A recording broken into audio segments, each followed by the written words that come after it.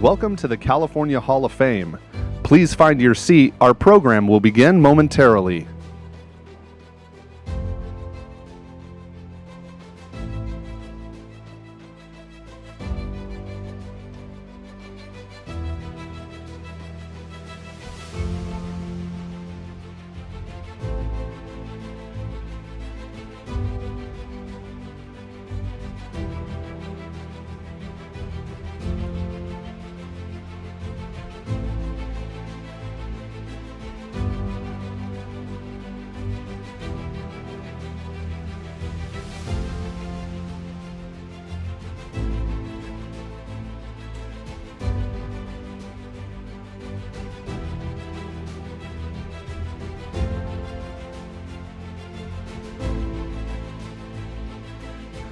Welcome to the California Hall of Fame.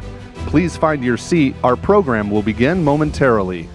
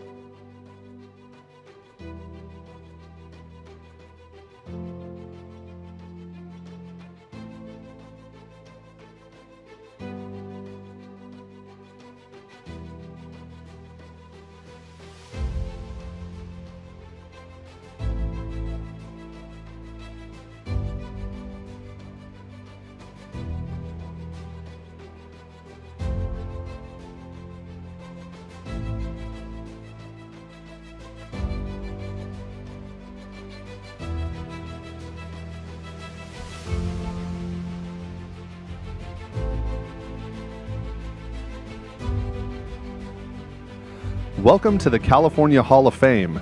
Please find your seat. Our program will begin momentarily.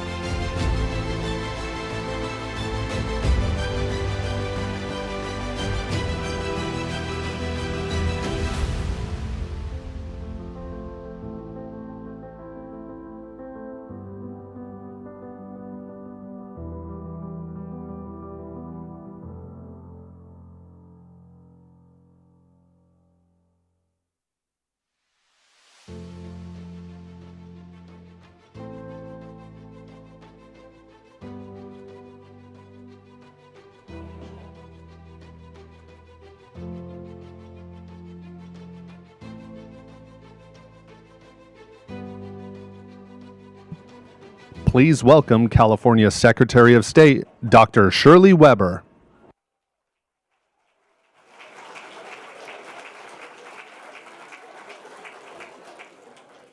Well, good evening. One more time. Good evening. All right, I love that. I love that. I'm Dr. Shirley Weber, California Secretary of State, and it is truly my honor to welcome you to the California Hall of Fame ceremony. We are pleased to host you at this very beautiful March Fong Yu California Secretary of State complex.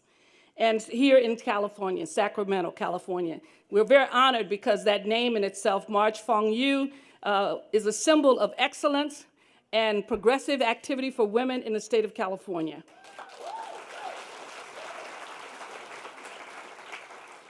As your Secretary of State, I serve as one of the trustees of the California Museum, and my office works closely with the museum on a regular basis.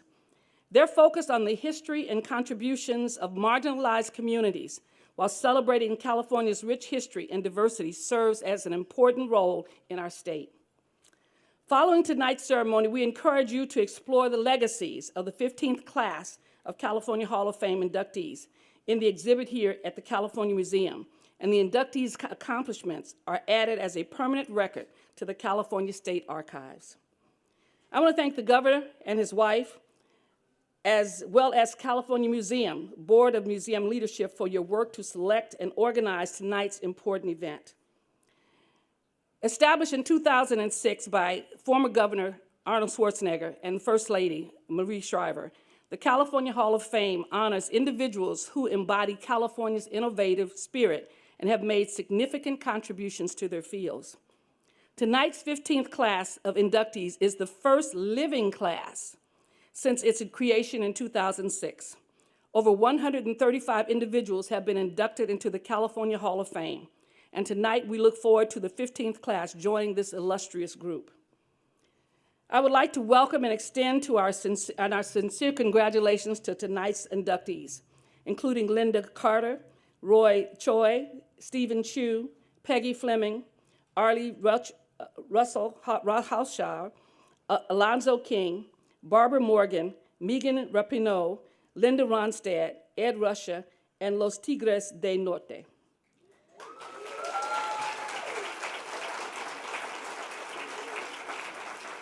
Your contributions to your fields and your commitment to your community and your passion and your leadership have truly made a difference. You have inspired a new generation of Californians to dream big, be innovative, and work toward their goals. I want to thank you for joining us this evening, and I welcome you to the March Fong Yu complex. Thank you.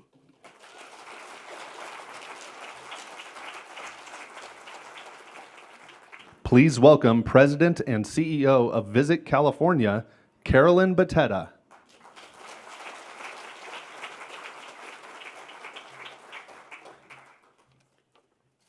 Good evening, everyone. I am so honored to be here alongside so many friends and distinguished guests to celebrate 2 Hall of Fame classes. While so much of our daily lives have returned to normal, some moments make you realize how far we've come. After a few years of postponed Hall of Fame ceremonies, it's particularly special to be back together tonight. At Visit California, our mission is to inspire travel to the Golden State. Travel offers a window to the world. And in California, we welcome all people, all cultures, and all dreams. We thank and appreciate our Hall of Famers. Their voices matter. There's a direct correlation between their inspiring stories and how the world sees California. Their boldness uplifts residents and visitors alike. Just yesterday, I heard from partners across the state. Literally billions of dollars are being invested into our communities in the form of new attractions and amenities. I'd also like to thank our governor and first partner for continuing this great tradition and celebrating the best of California. Visit California has been a proud, longtime sponsor of this institution that showcases what's possible in the Golden State. It's my privilege to celebrate with all of you and honoring these incredible inductees.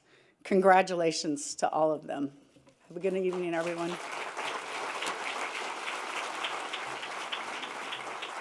Join us in welcoming California Museum Board Vice Chair, Kristen Soares.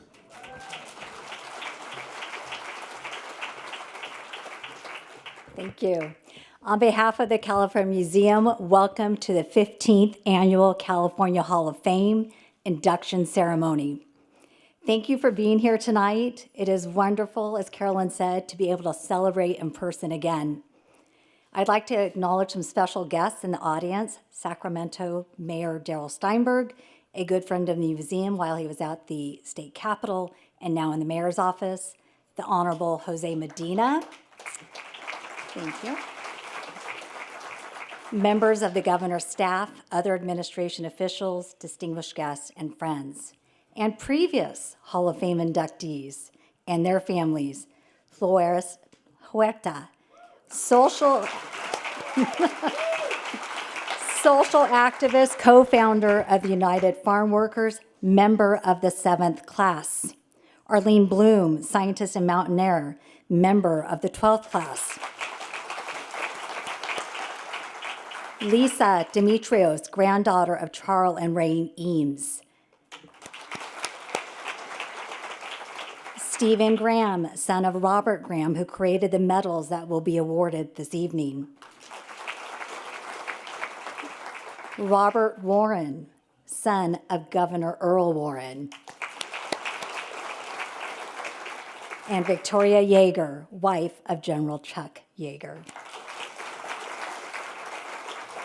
And joining us tonight are family and friends of the 14th class of inductees, who will be recognized later in this program. Tonight, we will discover the inspirational stories of people who have dared to dream.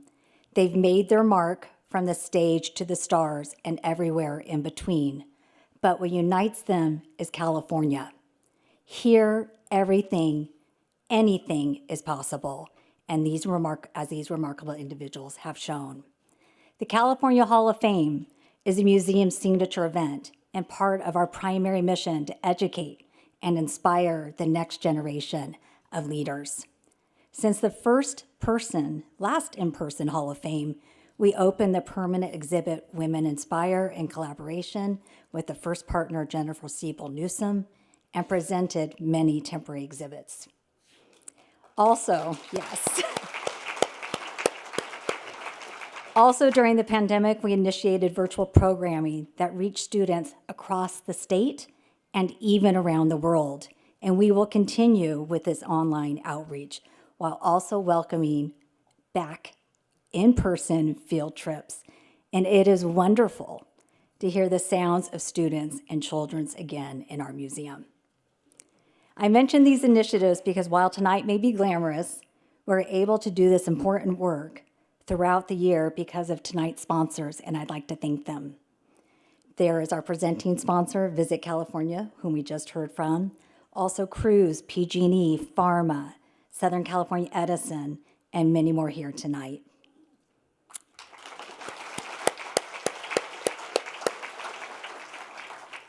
And I also want to mention our museum board chair, Anne Marie Petrie, who was supposed to be standing here at this podium right now, and unfortunately was not able to attend tonight. Anne Marie, if you are watching, actually I know you are watching, we miss you and are so appreciative for your dedication and steadfast leadership of the museum board.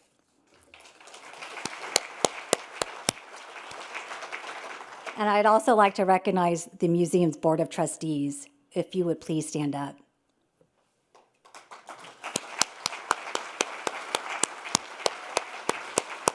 Thank you. And I'd like to acknowledge the hard work of the museum staff, especially Amanda Sanchez, Peter Van Dyke, Serena Roberts, and of course, Amanda Meeker, our museum director. Our fabulous museum director. And finally, thank you to the governor, and First Partners teams, especially Becca Prouda, Rebecca Sterling, and Abby Prismich, for all the effort they have put into making tonight so elegant and special. Now, I'd like to introduce tonight's hosts, whose partnership and support we are truly grateful for, and who have made this event their own. Please welcome to the stage our own Governor Gavin Newsom and First Partner Jennifer Siebel Newsom.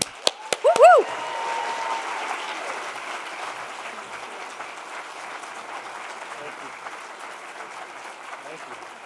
All right, everybody.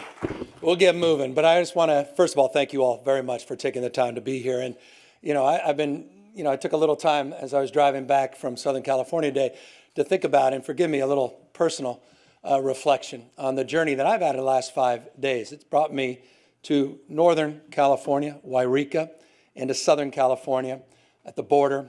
Actually, it was on the other side of the border in Mexicali yesterday. I was up in Wairika announcing with the Yurok and Kurok tribes, the two largest indigenous tribes here in California.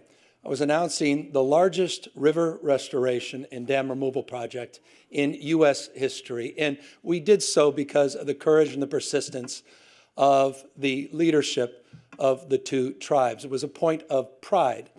It was a point of reflection about, our past and how imperfect it has been. Don't forget, it was the first governor of the state of California in a State of the State address in 1851, Governor Burnett, that announced in that first State of the State address the war of extermination against Native peoples. We continue to reconcile that past, and a big part of that river restoration was about what makes, I think, California a special place. But the meetings I had yesterday in Mexicali on the other side of the border also remind me of what makes California great. And I'm going to pull this together very briefly. I had the privilege of meeting with the governor of Baja in Mexicali at a migrant facility. And I met with three families, one remarkable family that came from Haiti. They started their journey in January.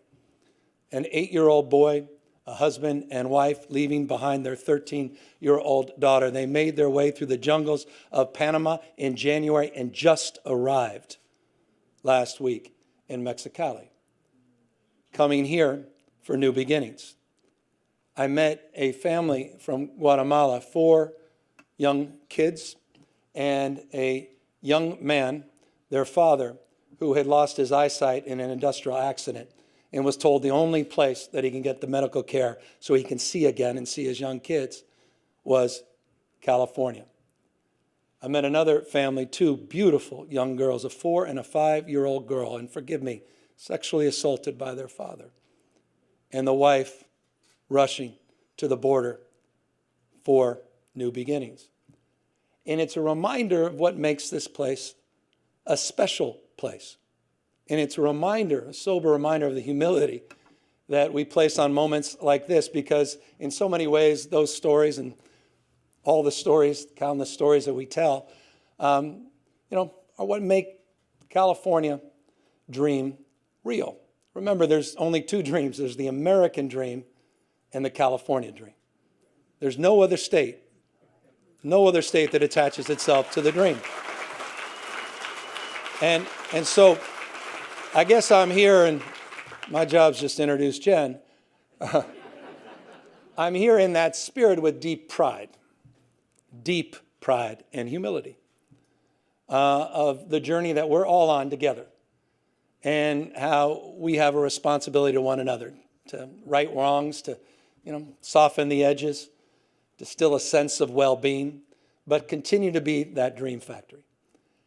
This is a state with more scientists, more researchers, more engineers, more Nobel laureates. You'll meet one tonight than any other state in the nation. This is a state,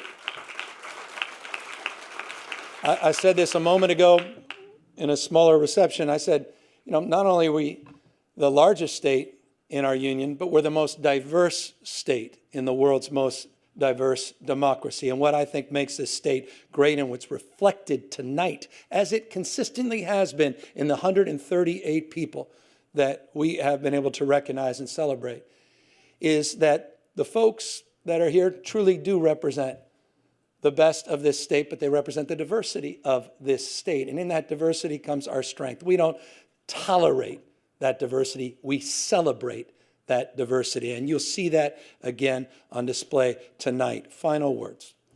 This journey over the last 5 days also ended when I was tuning in to President Biden signing the same-sex marriage bill today.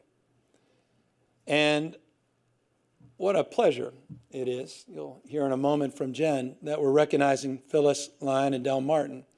I had the privilege of marrying them in 2004 with 4,035 other couples from 46 states and 6 countries around the world that came to San Francisco City Hall for the winter, not summer, of love in February 2004. And it's just a reminder of this remarkable journey that we've been on. So that's my selfish 5 days.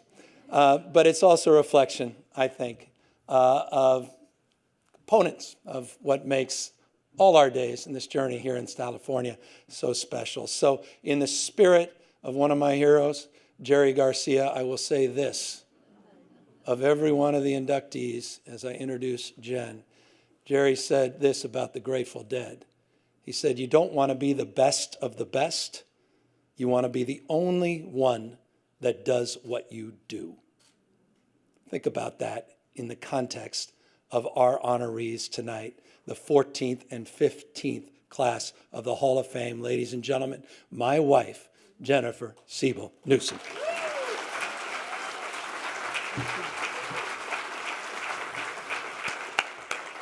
Thank you, dear, for the lovely introduction. You can just stay over there while we get started.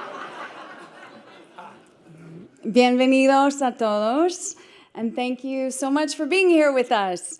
I can tell from all the smiling faces in the audience that you are as thrilled as I am to be back in person in the magnificent California Museum to help us celebrate in person the Hall of Fame with our 15th annual California Hall of Fame.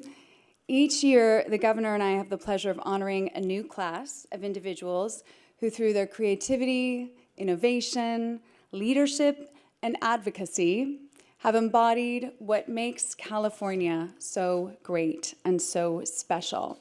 And when I think about the inductees of the 15th class, I'm reminded of the importance, surprise, surprise, of partnership and community. Like all of us, these remarkable individuals could not have risen to the heights that they have on their own.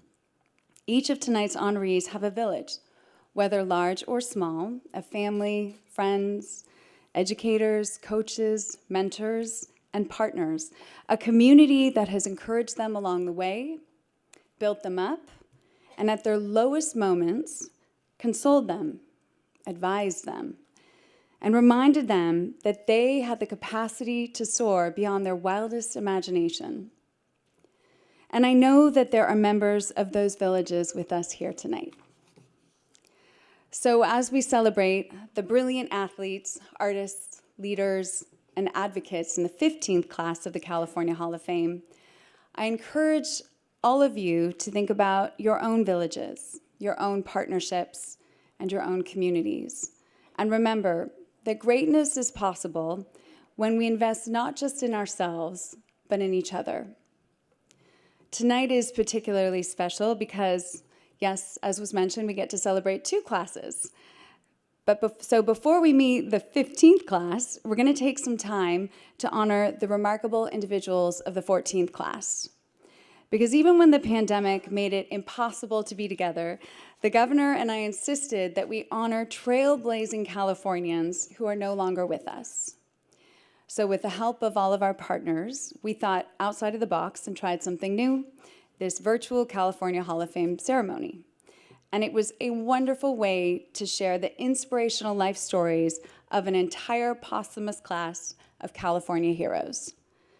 Let's take a look back at the lives of the 6 extraordinary individuals who made up the 14th class of the California Hall of Fame. The work of pioneering artist Ruth Asawa has been exhibited in museums and collections around the world since the 1950s. Her later years were largely dedicated to teaching art to young people at the San Francisco high school that bears her name. But when she was in high school herself, she and 120,000 Japanese Americans fell victim to Executive Order 9066 and were imprisoned in camps. When she regained her freedom, Ruth followed her passion to become a leading light of the post-war modernist scene. Her looped wire sculptures have captured imaginations ever since. Jerry Garcia was a rock star and a central figure in San Francisco's legendary music scene. One of the most successful performers of his era, he played guitar and sang for over 30 years, primarily with the Grateful Dead and the Jerry Garcia Band. Jerry moved people to come together, to feel joy, to dance, to celebrate, just as we celebrate him today. By standing up for the rights of Filipino farm workers, Larry Itliong ignited the 1965 Delano grape strike and helped found the United Farm Workers Union. The strike resulted in one of the most important victories in the history of American labor. Although the spotlight usually fell on Cesar Chavez, history has begun to acknowledge Larry Itliong's critical role in the struggle for farm workers' rights. And so do we.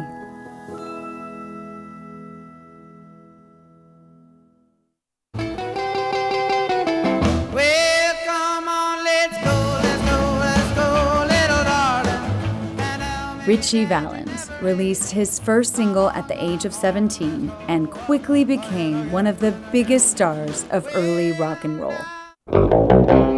His next record would change music forever. La Bamba inspired countless musicians and heralded the coming of the Chicano rock movement.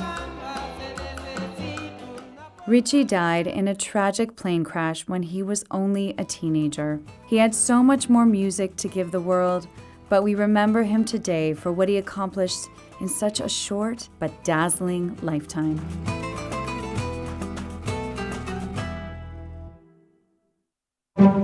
Finally, we celebrate 2 people who remind us that at the heart of the California story is an enduring passion for equality. When then Mayor of San Francisco, Gavin Newsom, opened the door to gay marriage in 2004, Phyllis Lyon and Del Martin became the first same-sex couple to legally wed in the United States. It was a simple declaration of love, honoring a 50-year-long relationship. And also the culmination of decades spent fighting for equality. Lyon and Martin were pioneers and leaders in the LGBTQ+ rights movement. Do you, Phyllis, take this woman, Del, to be your lawful wedded spouse? I do. My husband had the pleasure of officiating their second wedding after the California Supreme Court finally recognized marriage equality in 2008.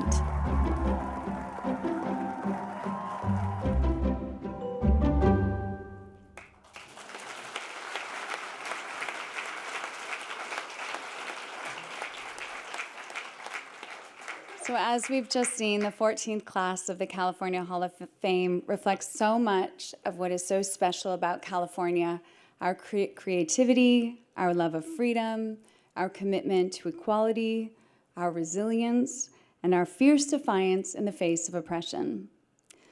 Can the loved ones of this stellar class please stand as we pay homage to Ruth Asawa, Jerry Garcia, Larry Itliong, Ritchie Valens, and Del Martin and Phyllis Lyon for their lasting legacy on California and the world.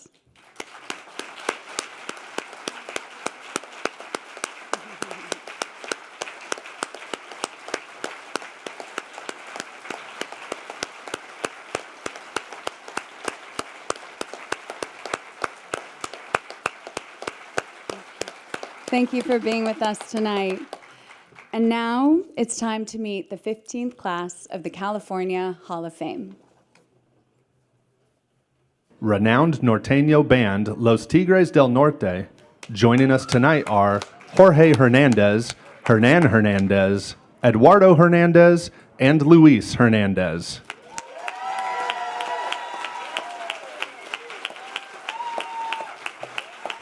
Legendary soccer player Megan Rapinoe. Iconic contemporary artist Ed Ruscha.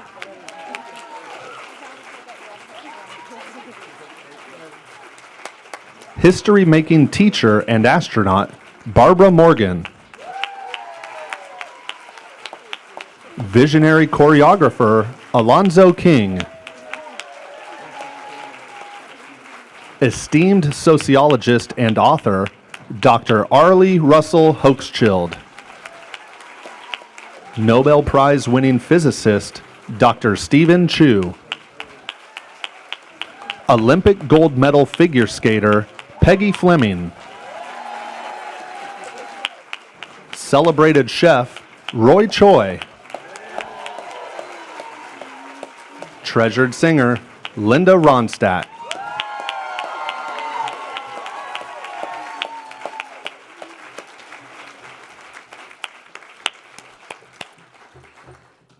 Many of us were lucky enough to grow up with Linda Carter as a role model.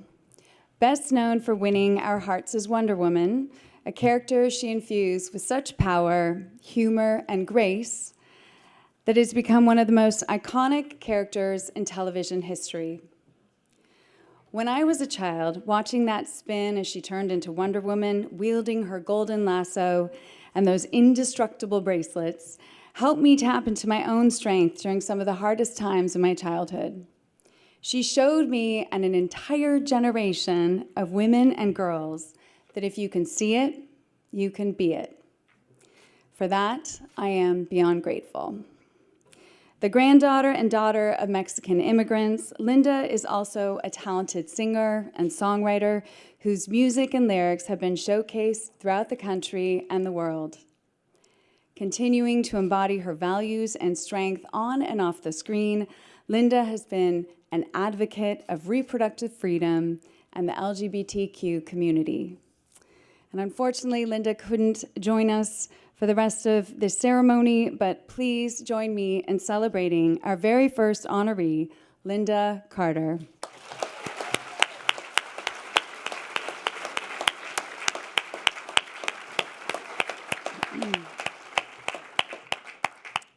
Chef Roy Choi was born in Seoul, South Korea, and raised in Southern California, where he lives today. Oh. Roy is known as an architect of the modern food truck movement, a movement that brings together food, culture, and community, making space for people to nourish their minds, their bodies, and their souls. Roy's Kogi-style food is world famous for a reason. It's a delicious representation of the cultural fabric of California, something the governor and I have made a priority to uphold. In addition to being a vocal advocate for street food culture past, present, and future, Roy is a best-selling author, an award-winning chef, an acclaimed restaurateur, and host of The Chef Show with Jon Favreau, as well as the Emmy Award-winning series, Broken Bread. It is my great honor to introduce the phenomenally talented Roy Choi.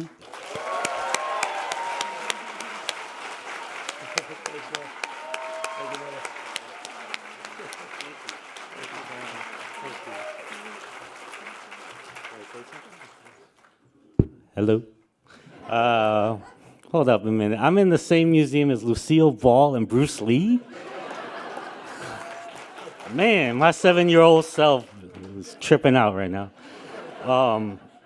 I just want to say thank you. This is, the story of immigrants coming to this country and the state with no money in their pockets. I'm a product of that, and, everything that this represents, it represents street food culture, represents those of us that grew up with parents that have to work graveyard shifts, you know, communities where resources are stripped away, people, taqueros on the streets, you know, it just represents everything, you know, the voices that are kind of silenced in this country, and, you know, for those of us that have to struggle through and make it in this world. And there's going to be little kids that grow up in the future now, they're going to see that they can make it. So thank you all.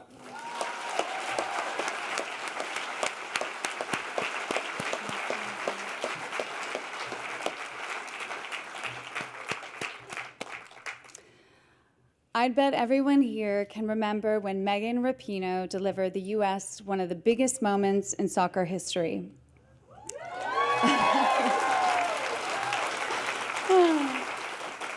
Picture this. It's overtime against Brazil during the quarterfinals of the 2011 World Cup, and she sends a 50-yard wonder cross to Abby Wambach, who scores the equalizer goal that saves the day and becomes the catalyst for the U.S. women's national women's soccer team World Cup win. It was an amazing moment and an example of Megan's tremendous skill as well as her unflappable leadership. Originally from Reading, Megan has been tremendous off the field as well. She's an outspoken advocate for LGBTQ rights, racial justice, and gender equity, joining fellow women's national soccer team players in a successful lawsuit for equal pay against the U.S. Soccer Federation.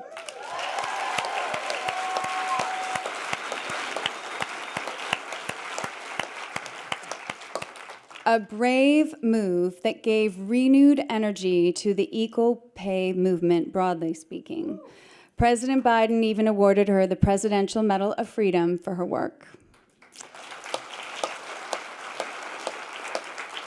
Megan has also been recognized as one of Time Magazine's 100 most influential people.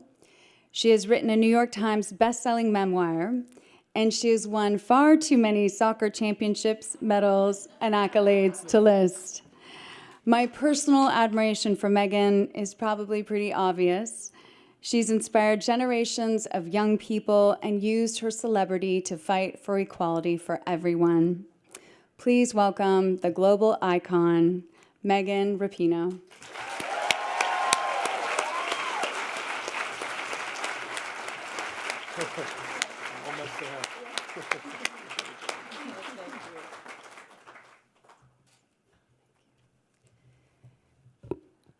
I'm gonna steal a line from you, Rob. I'm like, my little kid's freaking out too. I'm like, what is happening? Yeah, and the same thing as Wonder Woman. Like, what is happening here? It's wild. I mean, first of all, thank you to you two for allowing me to be here and to honoring me with this. It's just absolutely incredible. I want to thank my family that's here, my mom and my dad, my niece, and my partner Sue. Even though she's from New York, I'm like, it's an ongoing fight. Obviously, California is the best. Yeah, got to get my dig in there. Yeah, yeah. But it really, truly is an honor. I love being from California, being from such a progressive state, from issues at the border to trans rights, to allowing trans kids to play in sports, to LGBTQ rights. This is the state that I feel like the whole world really looks to, frankly, as a beacon of light and hope and progress and equality. And I think everybody up here speaks to that. So it's such an honor to be able to accept this award. And I just want to thank everyone. Congratulations to all the other honorees. The best part was being able to chat with all of you guys and getting to know everybody a little bit. Just an incredibly interesting group of people and so very accomplished. So I'm very thankful to be in this class with everyone, and thank you to everyone here. And I don't want to be rude and jet out, but I do have to catch a flight, so we will be leaving. But thank you so much for this honor. Thank you to the two of you. Much love.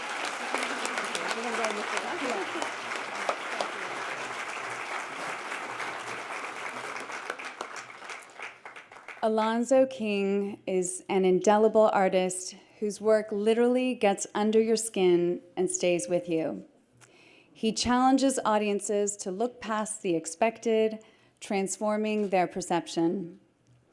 An award-winning visionary artist, Alonzo King founded the Lions Ballet in San Francisco in 1982, where he continues to serve as choreographer and artistic director. The New York Times has called him as having astonishing originality. The way he defies gender norms and exposes injustice will forever change how you experience ballet. Alonzo is a provocateur whose work is so spiritual and so deep that I know I, like many others, are moved to tears by its brilliance and beauty. He was named a Master of Choreography by the Kennedy Center and one of America's irreplaceable dance treasures by the Dance Heritage Coalition. His compositions are so ethereal, we couldn't help but share one with you all tonight. Please have a look.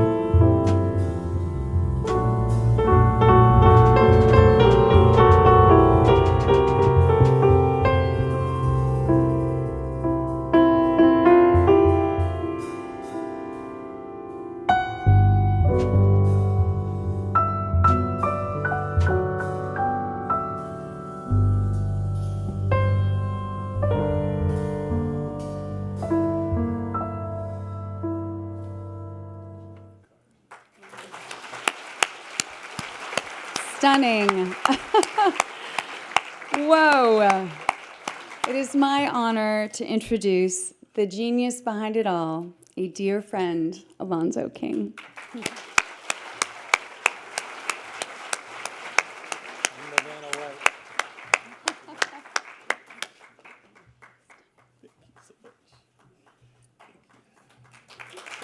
Thank you. Thank you so much. Congratulations to everyone. It's an honor to be up here with all of you. I wasn't able to see the screen, and I'm so glad. Because if you ever want to see a critical parent, it's a choreographer looking at his work. This is an incredible honor, and I've been in dance. My mother introduced me to it. She was an amateur, so they call it, but a brilliant one who inspired my life. And we used to work together since I was a child, and I never wanted to stop. One of the transformative experiences that kept me engaged was that I began to see a growth inside myself because K through 12 was destroying me and not encouraging a different way of looking at the world and experiencing it. It was outside and chasing a carrot. But the practice of art taught me to look internally and to dig into caves that I would have never found if I hadn't begun that journey. And it taught me to recognize that everyone has greatness inside of them, regardless of how they look, behave, or appear. And that was a deep lesson. And so I'm here.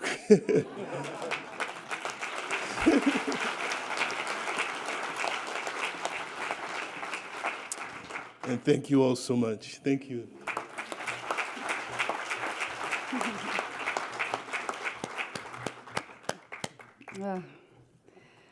Dr. Stephen Tues is a highly accomplished physicist, a prolific science writer, and a brilliant professor.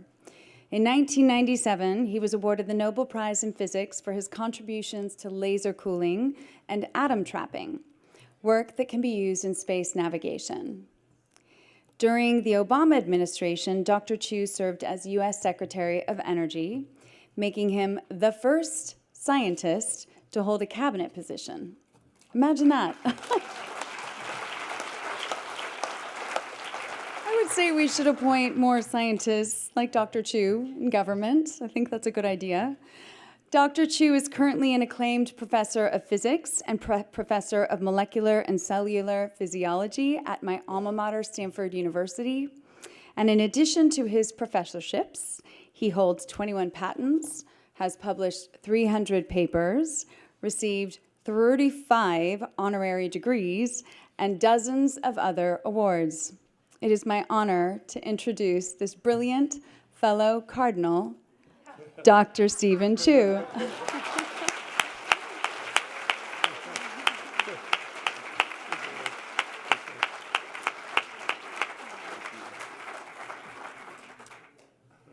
Don't believe everything you hear. When I was growing up in grade school, high school, felt like I was the family failure. My older brother, I couldn't hold a candle to. My cousins, I couldn't hold a candle to. And it was like, the black sheep of the family. And so, I joke, but it's true. Gaining a Nobel Prize only leveled the playing field. But it's worse than that, because when I called up my mother, I said, Mom, guess what? I got the Nobel Prize. She says, yeah. When are you going to visit me next? Calls me up 5 hours later and says, Stephen, it's true. You did get a Nobel Prize. But anyway, I thank you so much for being part of this great group of people in the same class as all of them, actually, but the Lindas, all of them. I'm just thrilled that I get to meet real celebrities. And finally, I have to say that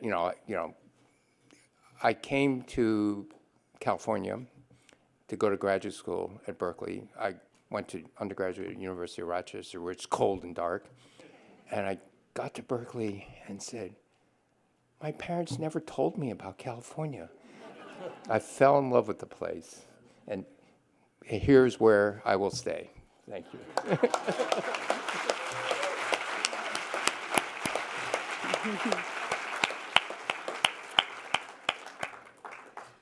Growing up in San Jose, Peggy Fleming didn't start ice skating until she was 9 years old. You guys still have a chance. She had a natural ability and worked hard to win her first competition within that first year. And that young girl would go on to win a lot. In 1968, Peggy Fleming accomplished what most athletes only dream of. She won the gold medal in figure skating at the Olympic Winter Games in France. In fact, she won the only gold medal for the United States that year.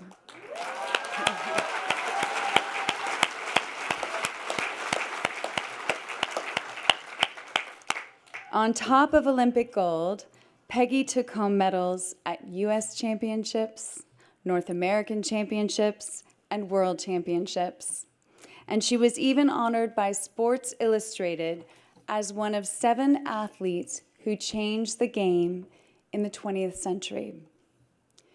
She was a hero to me personally and to so many young girls, proving that grace and power aren't mutually exclusive and that we too could be athletes. She even inspired me to take up ice skating lessons. I thought I could be as good. Our collective admiration for Peggy Fleming extends beyond her skating prowess to her advocacy off the ice. After beating breast cancer, Peggy began to use her platform to raise awareness about the importance of early detection and regular mammograms.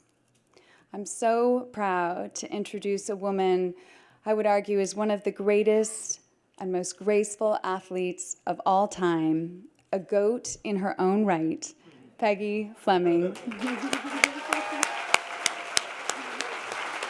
goat.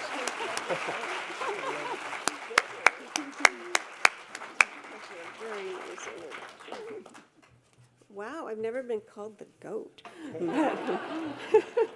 But that's very cool.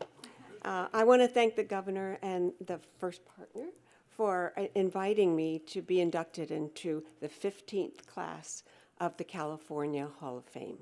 I am deeply honored, and I just can't believe this. This is really cool. I was born in San Jose. I was number 2 of 4 girls. My dad was a pressman at the San Jose Mercury News, and my mother raised the family. And growing up in California inspired me to find my way to the ice. My parents were the encouragement that I needed. And as I explored all kinds of activities, from music to dance to sports, at first I loved softball and climbing trees. And until my dad, he took me and my sisters to a local ice rink. And we went out and I skated. I went, this is it. This is a sport I want to do. So I started taking lessons. And my first competition was at the rink at Sutros Baths in San Francisco. That was such a cool place to go. I wasn't nervous at all, and I ended up winning. And I went, gosh, this is easy. And I thought, well, 3 weeks later, I entered the Pacific Coast competition, and I came in dead last. But the thrill of victory and the agony of defeat, all at 9 years of age. But it didn't ruin everything. This really inspired me to do my best. And soon I got the hang of competition, finally. I wanted to be the best technically and artistically every single day. Well, fast forward 9 years, 1968 Olympic Winter Games in Grenoble. I won the gold medal. And thank you. That was easy.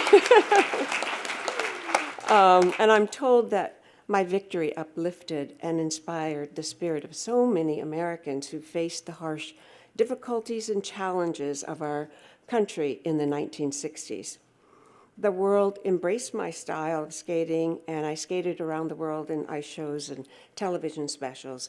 But one of the most memorable television special I did, it was called Peggy Fleming Visits the Soviet Union. And it was taped in 1973 during the Cold War and featured American and Russian skaters, performers, and a joint video production crew. The special was aired on the same day in the US as it was in Russia, a sign of friendship and opportunity for us all. You know, I think we all really learned from that of how alike we all are, much that we need to do today too. I was a figure skating commentator for ABC Sports and ESPN for 28 years, and I sought to bring the joy, competitive energy, and the passion of skating to our TV audiences. And then in 1998, I was diagnosed with early-stage breast cancer, which fortunately was successfully treated. And then I became a spokesperson for women's health. And I encourage women to be sure you go in for your checkup and your mammogram, and that's the most important thing, is to catch it early. It is. I'm grateful. My life and involvement with figure skating continues. For the past 5 years, my husband of 52 years Yeah, that's an accomplishment too. Greg and I have sponsored an annual figure skating competition titled the Peggy Fleming Trophy, which showcases and judges artistry and creativity while requiring superb technical skills. I'm very grateful for the love and support that I had from my parents and for the guidance and high standards that was set by my coaches. I truly love California. I am a California girl, and I appreciate becoming one of the 149 people that have been inducted into the California Hall of Fame. So I thank you. Thank you. So,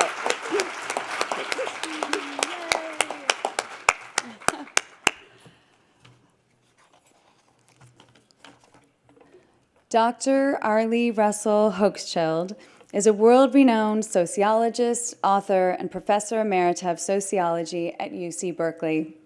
She was a pioneer in gender equity work through her research and her book, The Second Shift, which focuses on working parents' struggles to divide housework and childcare. Through this work, she helped give a name to emotional labor and the mental load that so many of us women carry as we juggle multiple jobs and responsibilities at home. I'm personally grateful to Dr. Hochschild for her work on invisible labor, as it's inspired my advocacy, my films, and my first partner's agenda. It's even led to some pretty interesting conversations in the House. Dr. Hochschild has also taken an honest and empathetic look at political division in America. Instead of stoking the flames of bigotry and hate, she sought to help us find common ground through important work like her book, Strangers in Their Own Land, Anger and Mourning on the American Right. It's my honor to uplift this award-winning New York Times best-selling author, researcher, and academic who happens to be a giant on whose shoulder I and so many others stand, Dr. Arlie Russell Hochschild.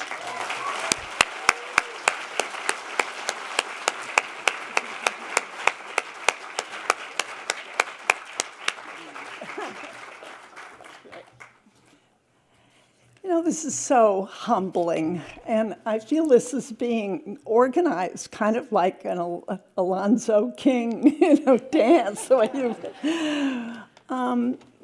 I feel in a moment like this very humble, and like if you put every kind of kindness that I've received in a box under a Christmas tree, in a short period of time, you can see the tree. And the person that I, speaking personally, I think, owe the most to is my husband, Adam, who is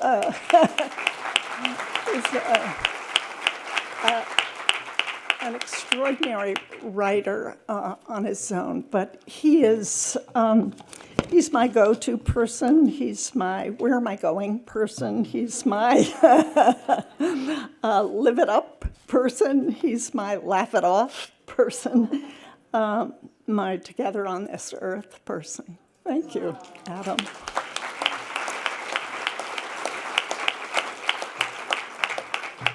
"57 years of good luck." And next to him is our son, David, who, with extraordinary guidance and inspiring leadership, is chair of the Energy Commission, and my inspiration, because I see how he inspires others. He was the little kid you saw, reading The Three Bears, what it was. And when he was first giving a talk at his inauguration into his position, to green California for the new vision, the California we want it to be, and it's becoming. At the end of it, there was a guy sitting in back of Adam and I, And he said, gosh, what a talk. I was about to retire from the Energy Commission, but now I don't want to anymore. And my extraordinary daughter-in-law, Cynthia Lee, I can't know how lucky and blessed I am, who is a doctor, a healer, and extraordinary, inspiring, and the author of an amazing book you should read, Brave New Medicine. So a little ad there. But I also feel like I want to thank the people who have shared their stories with me. I'm a sociologist, but what I really do is listen to people's extraordinary stories of, right-wing pipe fitters in Louisiana, but also nannies, care workers, and factory workers, flight attendants, bill collectors, you name it, I've talked to them. And I feel it's such an honor, almost sacred honor, to receive these stories.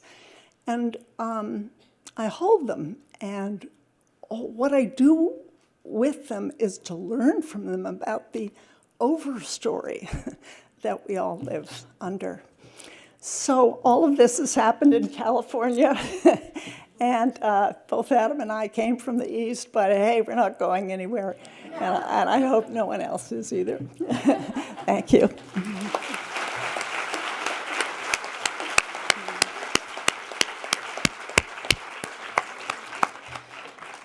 Our next honoree is truly out of this world.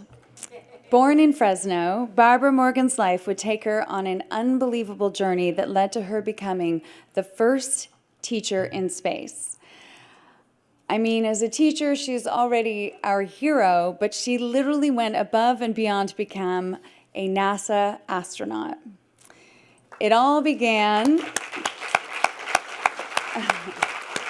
in 1985 when Barbara was selected as the backup candidate for the NASA Teacher in Space program. Following the horrifically tragic loss of the entire Space Shuttle Challenger crew in 1986, Barbara bravely assumed the role of Teacher in Space designee. And then in 1998, Barbara reported to the Johnson Space Center to begin training to become a full-time astronaut. In 2007, she finally made her journey to space on the Space Shuttle Endeavour, where she operated the robotic arms to install hardware on the International Space Station, and even conducted lessons for school children back home. Not surprising coming from a dedicated school teacher. How about we pause and listen to Barbara speak to a class of students while in space? Go ahead, Gavin. How many years did you train to become an astronaut? Over. Hi, Bryn. Well, I started my training here. I've been involved with NASA for over 20 years, but I started my training as an astronaut about 9 years ago when my last class of students at McCall, they were third graders at the time, and they finished third grade. I finished that third grade year. And then when they graduated from high school just this past year, so it's been that long of a time. And it's all been a lot of fun, just like teaching. This is Weston. How did your body feel during the launch? Over. During the launch, your body feels, first of all, there's just a lot of shaking going on. You don't feel a lot at first, and then the G-forces get more and more. And finally, at the very end, when you get about 3 Gs, it gets pretty tough to breathe. So you feel like somebody's kind of standing on your chest. Over.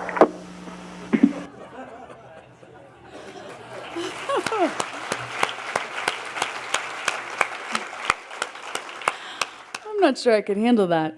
It is my distinct honor to introduce a real-life astronaut and role model to so many, the courageous Barbara Morgan.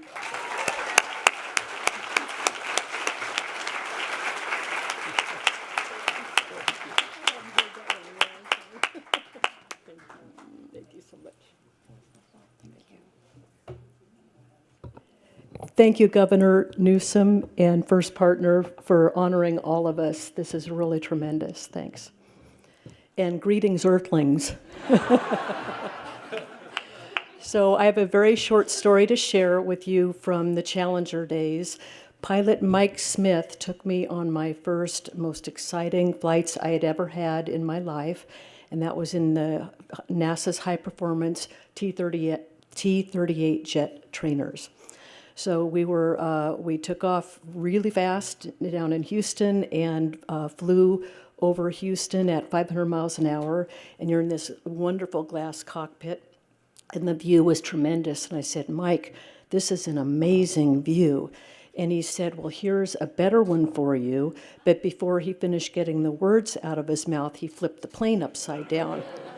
So suddenly, those green bayous of Texas were above me, and the blue sky was beneath me. And Mike gave me a whole new perspective. And then we continued flying out over the Gulf of Mexico, where he showed me how to do barrel rolls and T-38s and fly in formation with Krista and our commander, Dick Scobie. And then all of a sudden I hear over my earphones, okay, Barbara, push the stick. And I said, which way? And he said, push the stick any way you want. Just take it and see what happens. And so I took the stick and flew a whole bunch of barrel rolls and high sweeping arcs over the Gulf of Mexico. And Mike, before the flight, Mike had a lot of confidence in me that I did not have before the flight. So I wasn't sure about the oxygen mask or the ejection seat, but he gave me that confidence, and he opened up a whole new world of opportunities to me. All of our young people, every single one of them, has great potential.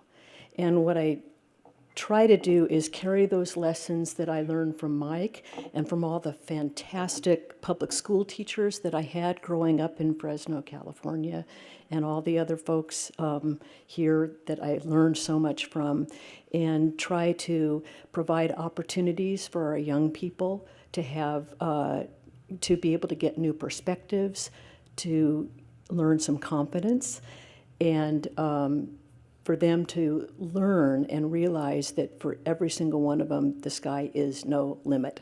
Thanks.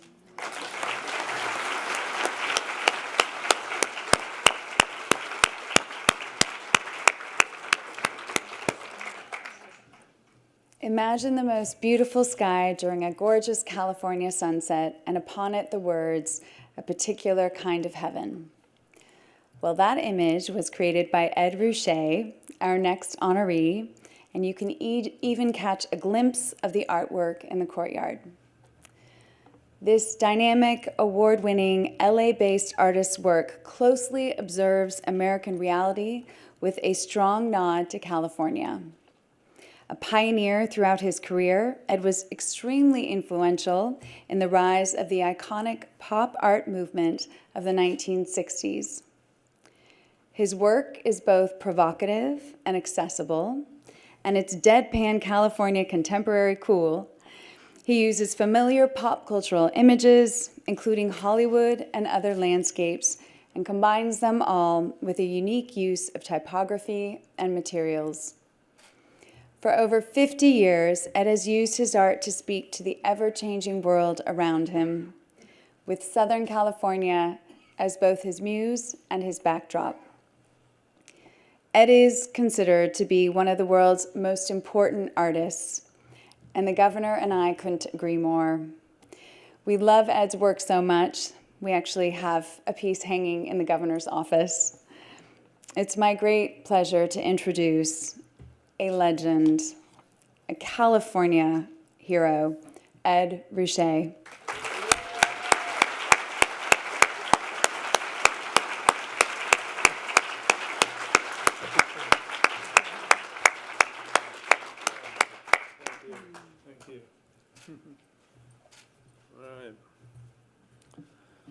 I can't claim to be native son, but I wish I could.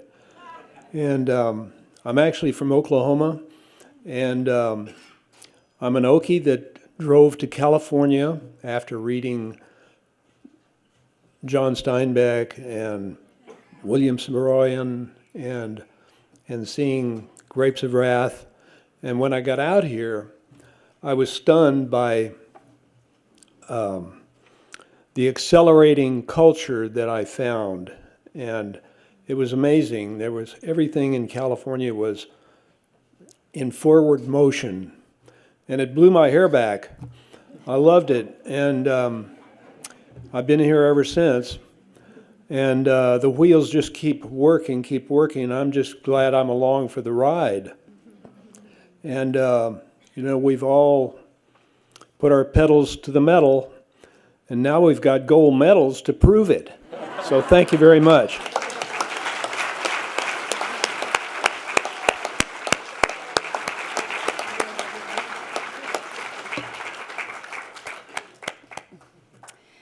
And when the night wind starts to sing a lonesome lullaby, it helps to think we're sleeping underneath the same big sky.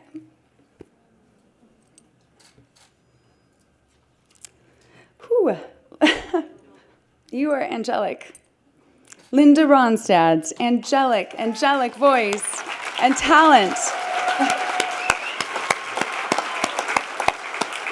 made the gorgeous words of this song, Somewhere Out There, a hit in 1986.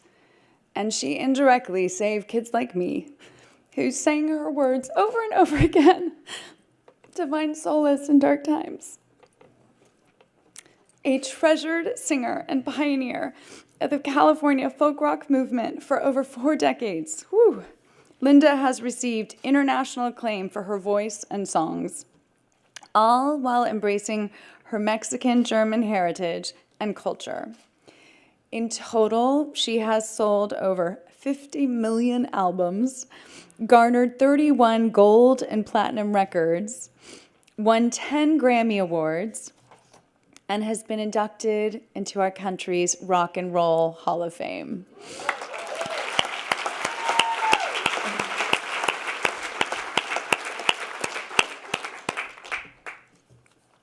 On top of being one of the most accomplished singers of all time, Linda has been an outspoken advocate on the rights of immigrants, the LGBTQ community, and the environment. Before I introduce her, let's listen to one of Linda's más hermosas canciones en español, Mi Ranchito.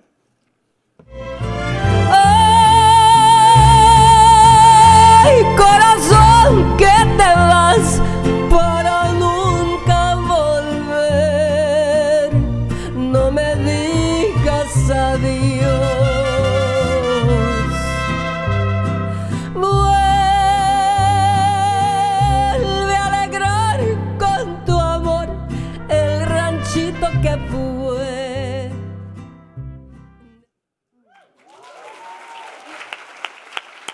What a thrill to introduce a true luminary, Linda Ronstadt.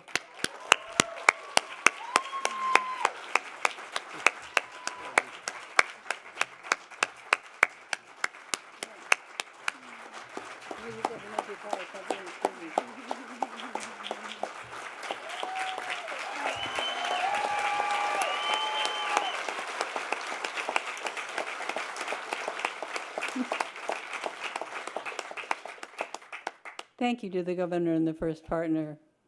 I'm very proud to be a part of this wonderful class, especially my brother musicians, Los Tigres del Norte, of whom I am a drooling fan. And an extra special thanks to the folks at the California Museum. Thank you all.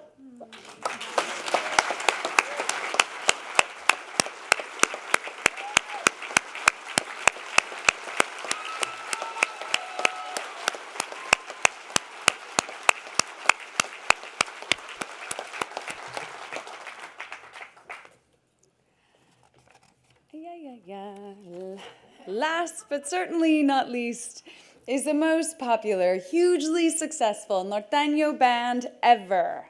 Los Tigres del Norte was started, yes.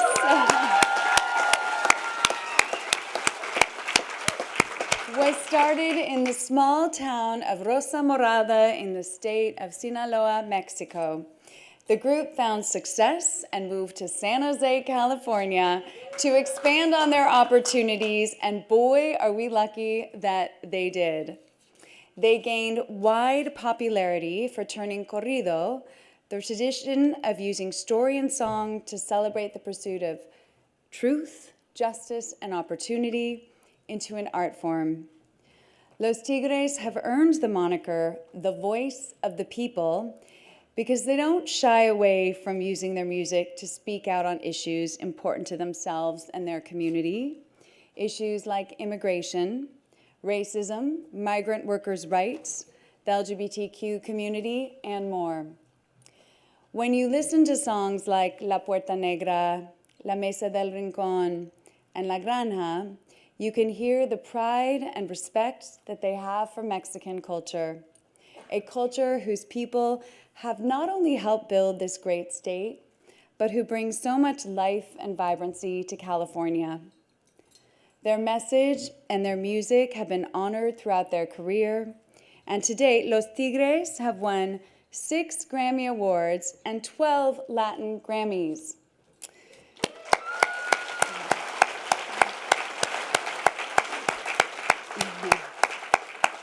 It turns out their greatness just might be genetic, because Mexia and Giovanni Hernandez, sons of Hernan Hernandez, helped form Suenatron with their own Popteño sound, and we are lucky enough to have Hernan's kids here with us to play at the after party.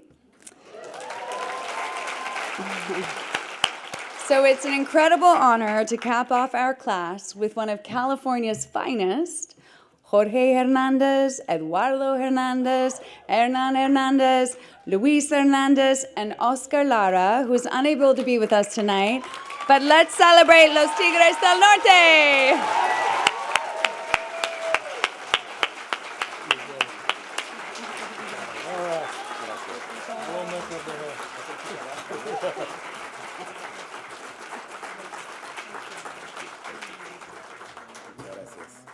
Thank you. Thank you. Thank you very much.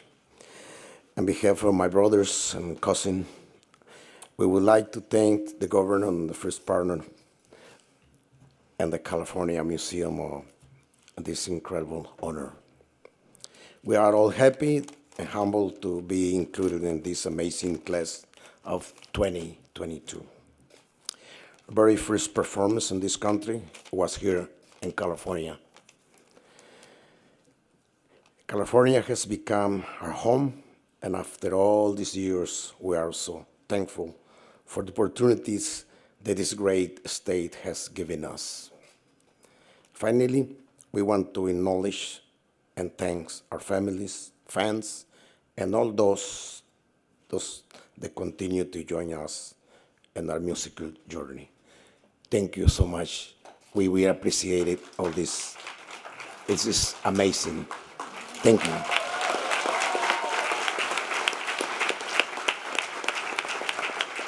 Okay, now it's my turn, but in Spanish.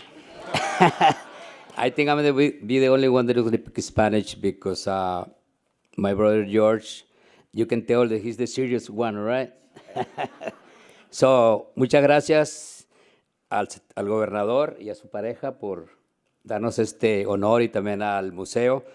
Y a nombre de mis hermanos, a nombre de Jorge, de Eduardo, de Luis y de mi primo hermano Oscar, que no pudo estar hoy por razones, está un poquito indispuesto, pero yo me quisiera tomar un momento fuera de lo que estaba escrito para decir aquí. Quisiera que pasara Erika Angulo, hija de mi compadre Oscar, para que reciba la medalla de mi compadre Oscar.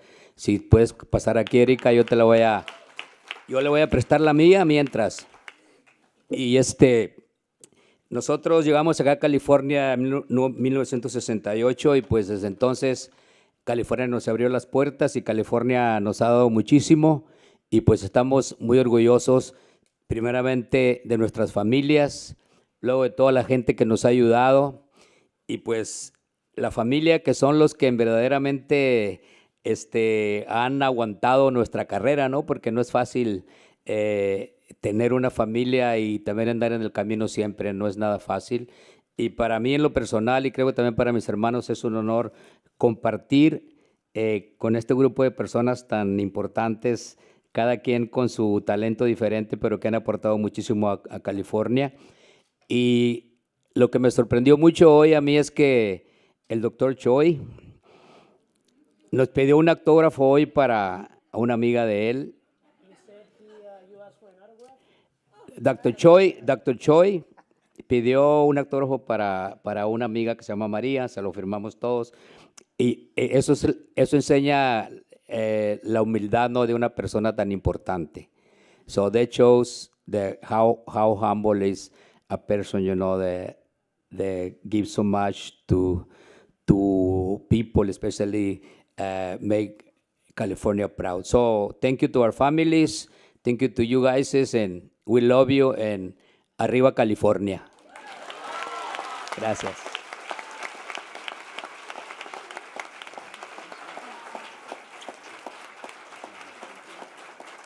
Gracias.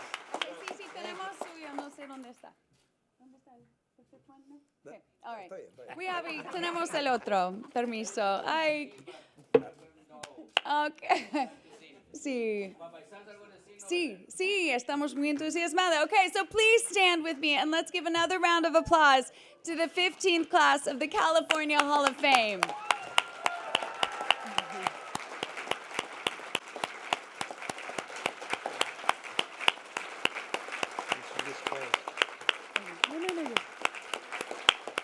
So thank you again to everyone who made this night possible.